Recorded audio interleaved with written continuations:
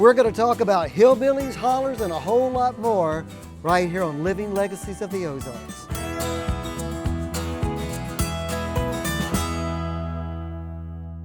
Welcome to Living Legacies of the Ozarks. My name is Hayden Head. I'm happy to welcome you here at Ralph Foster Museum on the beautiful campus of College of the Ozarks. If there's any place that embodies the Ozarks, it's the Ralph Foster Museum. And I'm sitting in front of perhaps the most famous icon of the Ozarks, the Beverly Hillbillies car. And it is my pleasure to welcome today Curtis Copeland to the program. Thank you, Curtis. Good to be here. Let's start with the Ball Knobber movie. Curtis wrote it. He acted in it. He was a co-executive producer. It's still streaming on Amazon. It looks at an important part of Ozarks history in the wake of the Civil War. Curtis is also an author. He co-authored a book with Tom Koob entitled Ozarks Hillbilly, in which they pick apart the Ozark stereotype around the hillbilly to determine what's fact and what's fiction. You know, there's so much that we could talk about, and certainly with your book that you've co-authored with Tom and the other work that you've done. But I thought we might start with one of the preeminent folklorists of the Ozarks, the preeminent folklorist, and that's Vance Randolph. I know that you've done a lot of study of Vance, you've read his books. Yeah, well, Vance, like so many others, was passionate about the Ozarks, fell in love with the Ozarks, but he was an outlander. And he was born in Kansas. His family brought him down to southwest Missouri, down to Knoll, Missouri, down on the Elk River, right, for a fishing trip. And even at that young age, the Ozarks and its people grabbed his heart.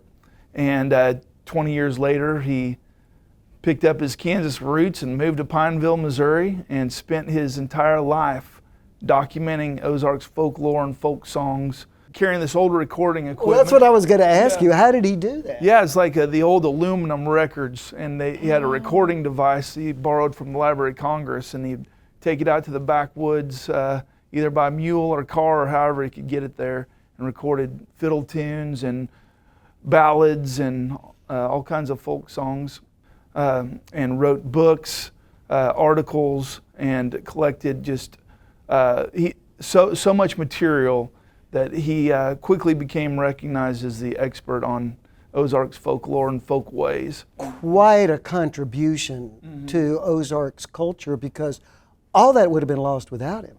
Absolutely, yeah. You know, and that's the thing. I think that all of us have this sense that something is being lost that we want to preserve.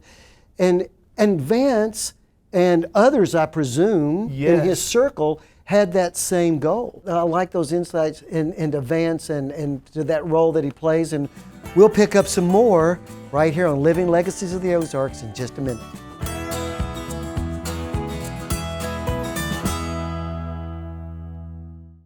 Living Legacies of the Ozarks is sponsored by Ozark Mountain Legacy. For more information, go to ozarkmountainlegacy.org.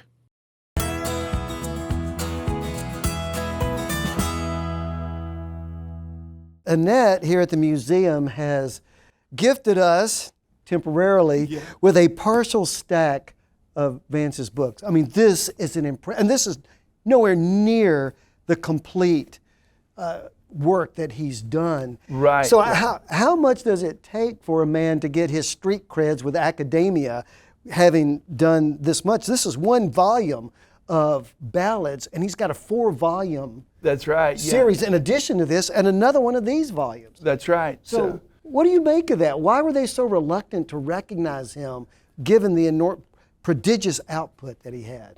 Because, you know, just because people are Ozarkers doesn't mean they're not just like any other human. You know, they all have the good, the bad, and the ugly, and Vance captured it all and how it related to living in the Ozarks and being part of the Ozarks, and how the Ozarks affected that character of the Ozarkians that live there, you know. Yeah. I mean, there's people now that are proud to be hillbillies, and we write about that in our book. Right. You know, there's lots of stories of hard-working, successful people that are proud to be a hillbilly. The term hillbilly didn't really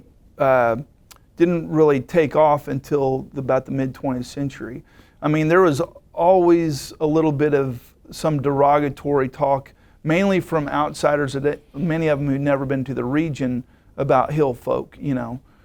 And then you start to get marketing in the Ozarks, inviting people to come and see a real life hillbilly, you know. Right. And so there was that really, the stereotype really got out of control a little bit, you know. Yeah, yeah. They really, where you've got the lazy hillbilly drinking moonshine underneath a tree. While the wife does all the while work the wife and splits does all the wood. work, Yeah, right, right. and barefoot and all of that. But what, so a lot of that is really falsehood. You know, it's just stereotype gone awry for marketing purposes, for entertainment purposes. And that's what you and Tom were looking at in your book. Right. I don't know how much we've spoken to that, because what I get a sense of is there's this, I mean, we still feel it, and you can see both sides of it, this tension between the stereotypical hillbilly, the buffoon, and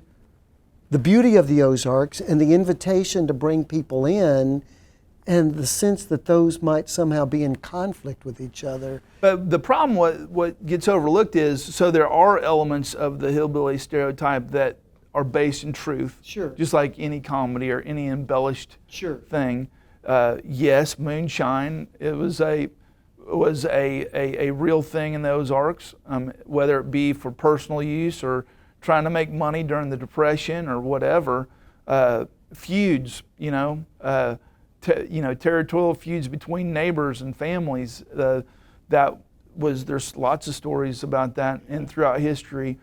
But what gets overlooked is the rugged, strong hillbilly and what it took to make a living as a hardscrabble farmer in these hills and to survive, and just a real rugged people, both men and women, you know, raising families, raising farms, and it's not an easy place to do it, right. you know. So was Vance wrong or was he right? I think he was right, but the thing That's is, good.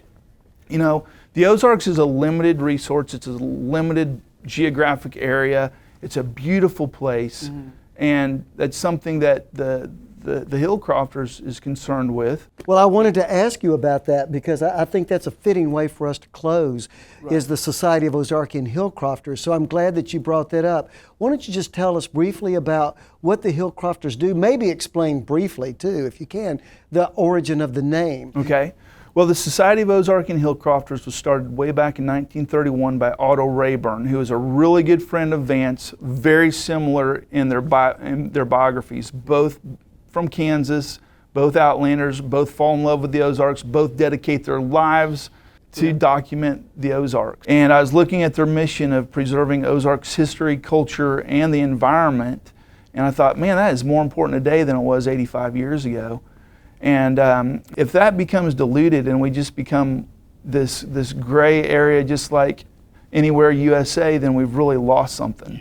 We raise scholarships for the Ozark Mountain Music Association, which are young people learning how to play traditional Ozark songs and traditional Ozarks instrumentation, and they're fabulous, talented kids, and they are into this and they love it.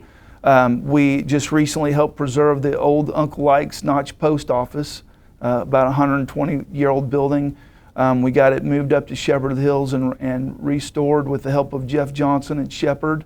And it's got a home right across the street, right across the alley from Old Matt's cabin, where it'll be safe and preserved for years. And so we're pretty proud of that. And we've got other things in the hopper we're excited about too. Great, So, great.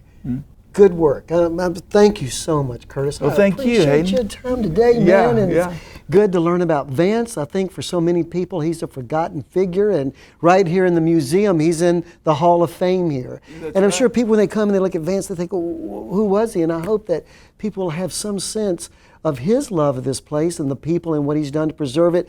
As you say, it's in fair warning, the good, the bad, and the ugly, but a more general love that we all share for these hills and these hollows, and the desire that something is going to be kept. Right. And that's what we want. Thank you so much. And thank you for joining us at Living Legacies of the Ozarks. We appreciate your time with us today. Have a good day.